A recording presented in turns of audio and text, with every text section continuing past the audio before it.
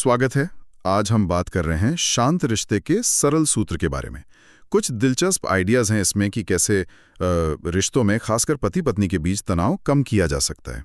तो चलिए जरा गहराई में उतरते हैं। बिल्कुल। पहला सूत्र कहता है, रोज बस 5-10 मिनट एक दूसरे से खुलकर बात करें, और सबसे जरूरी बात, बिना किसी रोक टोक या जजमेंट के सुने। सुनने में तो ये काफी सीधा लगता है, पर ये बिना जजमेंट के सुनना ये शायद असल मुश्किल है ना? हाँ, बिल्कुल।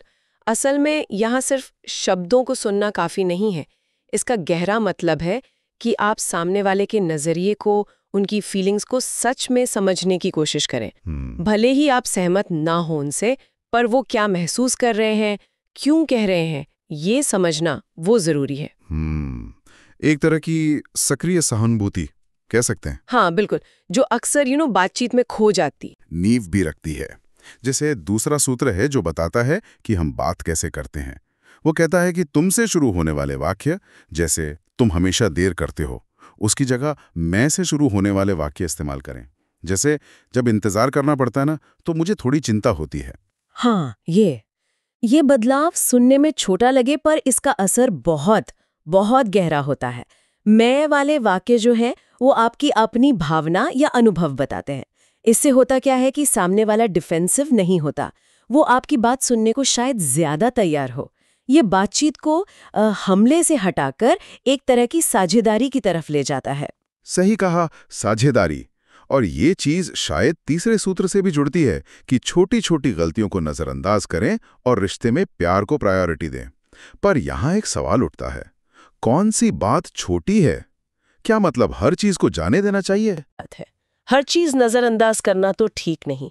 सूत्र का जो सार है वो ये है कि क्या वो मुद्दा रिश्ते की जो बुनियाद है उसको हिला रहा है। अगर जवाब नहीं है तो शायद उसे पकड़कर बैठने से ज्यादा नुकसान है। बेहतर है कि अपनी एनर्जी उन चीजों पर लगाएं जो रिश्ते को जोड़ती हैं, ना कि उन छोटी मोटी बातों पर जो रोज की खींचतान पैदा करती हैं। मतलब बड़ी तस्वीर देखना जरूरी है। ये एक दिलचस्प नजरिया है, खासकर जब हम सोचते हैं कि कितनी बार छोटी छोटी बातें ही बड़ी लड़ाइयों की वजह बन जाती हैं, है ना? बिल्कुल बिल्कुल। और इसी पॉजिटिविटी को शायद चौथा सूत्र आगे बढ़ाता है, सम्मान और आभार। यानी एक दूसरे की कोशिशों को देखना, तारीफ करना, थैंक यू कहना। ये बातें तो बहुत छोटी लगती हैं, पर क्या इनसे वाकई रोज के तनाव में कुछ कमी आती है? निश्चित तौर पर। देखिए, आभार जताना या सम्मान देना ये सिर्फ अच्छी मैनर्स नहीं है। ये रिश्ते में एक पॉजिटिव फीडबैक लूप शुरू करता है। जब किसी के एफर्ट को सराहा जाता है तो वो और अच्छा करने के लिए मोटिवेट होते हैं और ज्यादा कनेक्टेड महसूस करते हैं। ये दिखाता है कि आप एक दूसरे को फॉर ग्रांटेड नहीं ले रहे हैं। राइट। एक दूसरे को महत्व देना। और फिर आता है आखिरी सूत्र, जो शायद सबसे मुश्किल हालात के लिए है, गुस्से में चुप रहना। सलाह यह है कि जब पारा गर्म हो तो बहस में कूदने के बजाय शांत हो जाएं और बाद में ठंडे दिमाग से बात करें। सुनने में तो ये बहुत अच्छा लगता है, पर करना शायद मुश्किल है। मुश्किल जरूर है, पर मैं कहूंगी कि बेहद जरूरी भी है। होता क्या है कि तेज भावनाओं में, खासकर गुस्से में, हमारी जो सोचने समझने की शक्ति है वो कमजोर पड़ जाती है।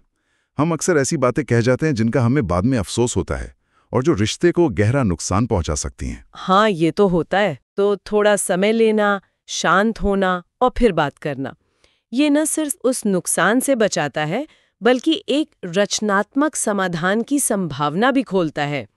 ये इमोशनल इंटेलिजेंस का एक हिस्सा है, कह सकते हैं। हाँ, तो हमने देखा बिना जजमेंट के सुनना, अपनी बात मैं से शुरू करना, छोटी बातों पर कम ध्यान देना, आभार जताना और गुस्से पर काबू पाना। ये सारे सूत्र ऊपर से तो काफी सरल लगते हैं, पर शायद इनमें लगातार अभ्यास की जरूरत है। बिल्कुल सही कहा। ये कोई जादू की छड़ी नहीं है कि बस घुमाया और सब ठीक हो गया। ये सब तरीके हैं आपसी समझ, सम्मान और पॉजिटिविटी बढ़ाने के। इनको रोज की आदत बनाना ही रिश्ते को मजबूत और शांत बना सकता है। ये एक सचेत प्रयास है, लगातार करने वाला। और यहाँ हम श्रोताओं के लिए एक विचार छोड़ जाते हैं। इन सभी सूत्रों में से कौन सा ऐसा है जिसे अपने व्यवहार में लाना शायद सबसे बड़ी चुनौती जैसा लगता है, और क्यों? इस पर सोचने से शायद हमें अपने रिश्तों की जो बारीकियां हैं उन्हें और बेहतर समझने में मदद मिले।